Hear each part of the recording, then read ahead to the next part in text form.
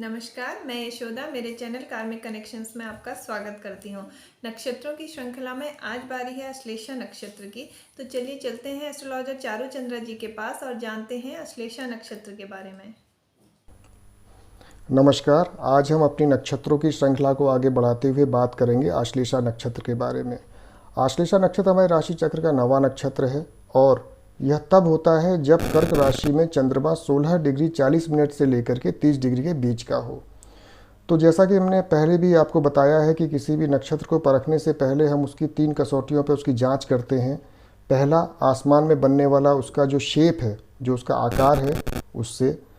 दूसरा, उसके नक्षत्र के स्वामी देवता के गुणधर्म के अनुसार उस व्यक्ति में गुण आएंगे, उसकी आदतें वैसी ही होंगी। और तीसरा, उस पर्टिकुलर नक्षत्र का जो नाम शास्त्रों में दिया गया है उसका शाब्दिक अर्थ क्या है। तो पहले हम बात करते हैं इस नक्षत्र के शाब्दिक अर्थ के बारे में, जो कि है आश्लेषा।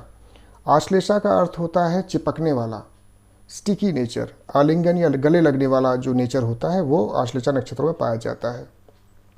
तो क्योंकि हमने बताया कि आश्लेषा का जो शाब्दिक अर्थ है वो है चिपकू, चिपकने वाला, तो एक बार जो बात इनके दिमाग में समा जाती है, जो घुस जाती है, जो ये धारणा या अवधारणा अपने मन में बना लेते हैं, उससे छुटकारा पाना इनके लिए बहुत आसान नहीं होता। तो जिस प्रकार हम अक्सर देखते हैं कि किसी व्यक्ति को कोई व्यक्ति अगर पसंद आ गया तो वो दूसरा वाला व्यक्ति चाहे उसकी जितनी भी बुराई करे, उसके जितने भी एविडेंसेस प्रोड्यूस करे, उसके सामने रखे कि नहीं भैया ये व्यक्ति ऐसा नहीं है, ये व्यक्ति ऐसा है, तो वो व्यक्ति उसकी बात नहीं मानता। जैसा अक्सर माएँ आपने देखी होंगी अपने बच्चों की हर गलती को मानती। वैसे तो ये लेडीज़ का, माँओं का एक गुण होता है कि वह उनको अपने बच्चों में कोई कमी नज़र नहीं आती, लेकिन फिर भी किसी व्यक्ति के मन में अगर ये समा गया कि कोई व्यक्ति बहुत अच्छा है या बुरा है तो वो बात उसके मन में आसानी से नहीं निकलती। दूसरा, इस जो चिपकू या स्टिकी नेचर के बारे में मैंने आपसे बताया, उसका एक फल ये भी मिलता है कि ऐसे लोगों को सामने वाले से बात करने का, किसी बात को लंबा खींचने का बहुत शौक़ होता है। अक्सर ये फ़ोन पे जब भी बात करते हैं तो लंबी बात करते हैं, इनकी बात आधे पौन घंटे या 1 घंटे से पहले ख़त्म नहीं होती, क्योंकि बातों को लंबा खींचना इनकी आदत है।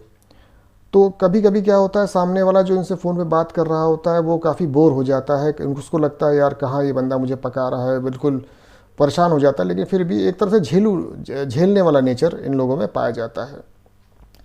दूसरा, हमने ये जाना कि इसका जो स्वामी है वो है सर्प।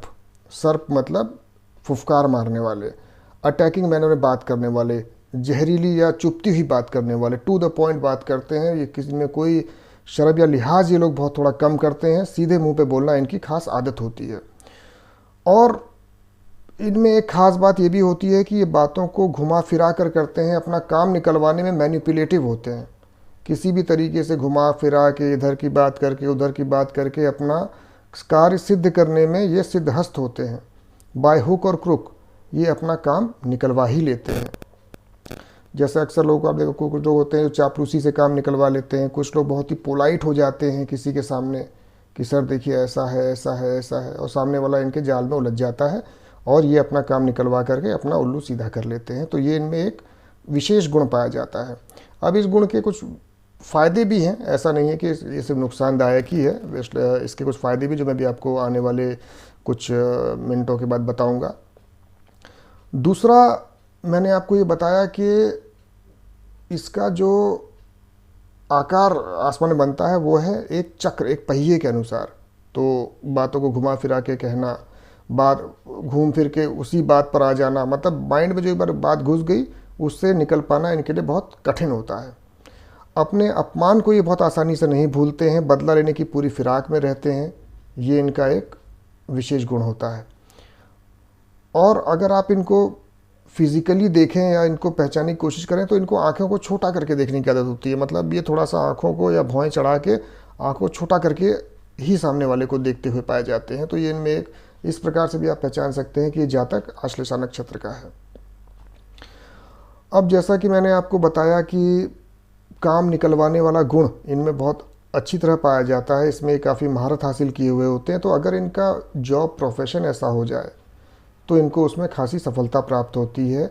जैसे मार्केटिंग में हो जाए, सेल्स में हो जाए, जहाँ पे अंधों को शीशा बेचना हो, ये उस काम में काफ़ी माहिर होते हैं।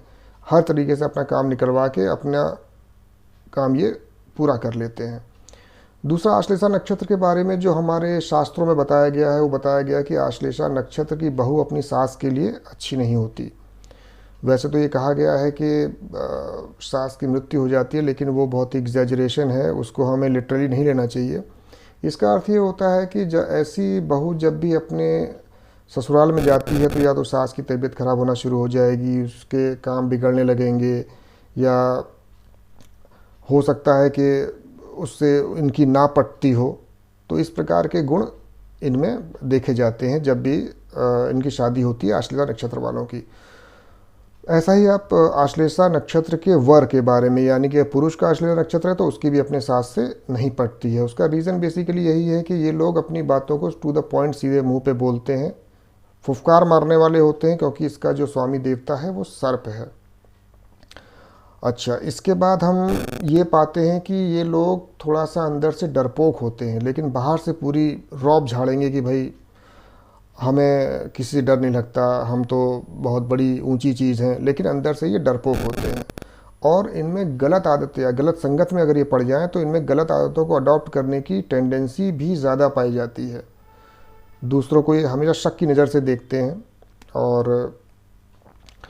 और यहाँ तक कि ये अपने ख़ास दोस्तों पे, अपने पड़ोसियों तक भले ही उनसे बात करें, लेकिन उनको शक की निगाह से ही देखते हैं। तो ये कुछ विशेष गुण हैं जो आश्लेषा नक्षत्र के जातकों में पाए जाते हैं। तो ये तो थी आश्लेषा नक्षत्र के बारे में कुछ विशेष जानकारी जो मैंने आपसे साझा की। तो मैं ये चाहता हूँ कि अगर आप भी आश्लेषा नक्षत्र के हैं या किसी ऐसे व्यक्ति को जानते हैं तो आप भी अपनी वो जानकारी हमसे साझा करें, जिससे कि हमारा भी ज्ञानवर्धन हो। और कोई भी प्रश्न यदि आपका आश्लेषा नक्षत्र के विषय में हो तो प्लीज़ कमेंट बॉक्स में लिख करके हमें अवश्य सूचित करें। तो अगला नक्षत्र हमारा मघा होगा, जो बहुत ही जल्द मैं अपलोड करूँगा। तो तब तक के लिए मुझे आज्ञा दीजिए। नमस्कार।